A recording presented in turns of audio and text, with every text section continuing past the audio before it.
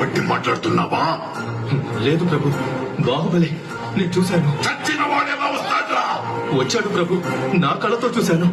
వాడు మన వాళ్ళందరినీ ఒంటి చేత్తో చంపేస్తుంటే ఆ నరసింహస్వామి స్వయంగా విచ్చేసినట్టు